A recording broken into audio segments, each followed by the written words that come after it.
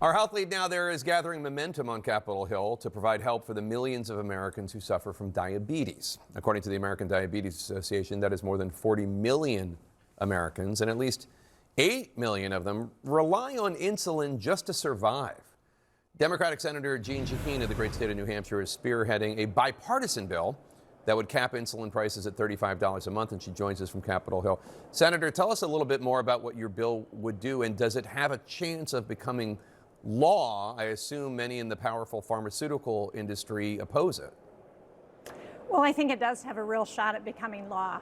2 years ago, we capped the cost of insulin at $35 a month for everybody on Medicare.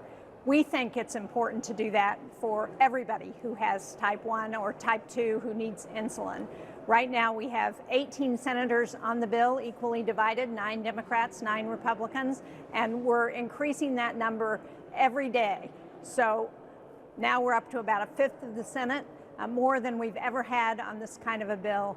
And we think it's important to try and provide some relief to families who are struggling with the cost of health care. And for people who have type 1 diabetes, they don't have an option of whether they're going to buy their insulin or not. And when it's a choice between the cost of insulin or putting food on the table, we need to provide some help.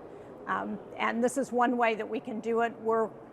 We would require all insurers to cap the price of insulin at $35. We would set up a pilot program for people who are not insured so that they could also benefit from lower cost insulin. And we would create an expedited pathway to get a biosimilar so that we could get a generic insulin to make it cheaper for people. So earlier this week, on this matter of pharmaceutical cost, earlier this week the president, along with others such as Mark Cuban, touted Trump RX. That's his own effort to reduce drug prices. It's adding some 600 generic drugs eligible for discounts through Trump RX. What do you think of that program? Do you think President Trump and Mark Cuban and others deserve some credit for that? Well, I think anything we can do to lower the cost of pharmaceuticals is a benefit to the American people. We have to see how it gets implemented.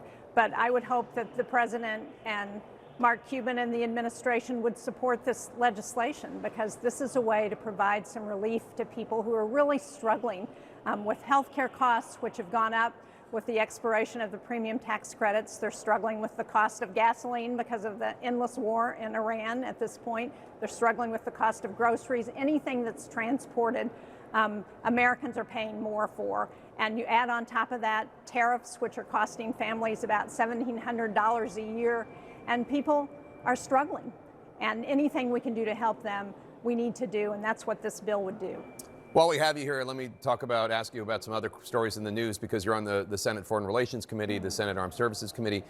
What do you make of Russian President Vladimir Putin's very chummy visit with China's Xi Jinping less than a week since President Trump went to China for the summit?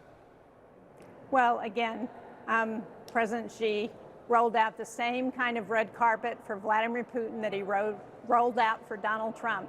And what we see continuously is that Putin and Xi and other dictators are playing Donald Trump. They understand that if they flatter him, if they make him think he's important, that they're going to be able to get something from him. And what we saw in that visit was President Trump offering our high-end chips to the Chinese so that they can increase their military performance in ways that help catch them up to where the United States is. And we saw Xi continuing to support Russia in this war in Ukraine in ways that are not in America's interest. So after 7 failed attempts, Democrats finally picked up enough Republican Senate support to advance this measure that would rein in President Trump's war powers when it comes to Iran. Republican Senators Rand Paul, Lisa Murkowski, Susan Collins, and now Bill Cassidy voted with every Democrat except for Pennsylvania's John Fetterman.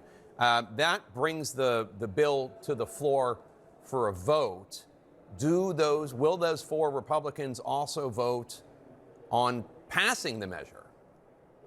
Well, I hope so. We'll see when the bill comes to the floor for a vote. But I think more and more Republicans are understanding, they're hearing from their constituents that they're concerned about this war in Iran that has no end in sight, that hasn't accomplished any of the goals that President Trump set out to accomplish, that are driving up the costs that they're paying at the gas pump, at the grocery store, and everything else. And people are worried. They don't support this war in Iran, and they want to know when it's going to end, and the president has provided no plan. Yesterday he said, I was an hour away from ordering more airstrikes in Iran. Today we find out he was going to bring in former Iranian President Ahmadinejad, who was just as hardline as the regime that he replaced. So it's clear that there is no plan. There's no end game for this war, and that makes Americans very anxious. Senator Jeanne Shaheen of the great state of New Hampshire, thank you so much.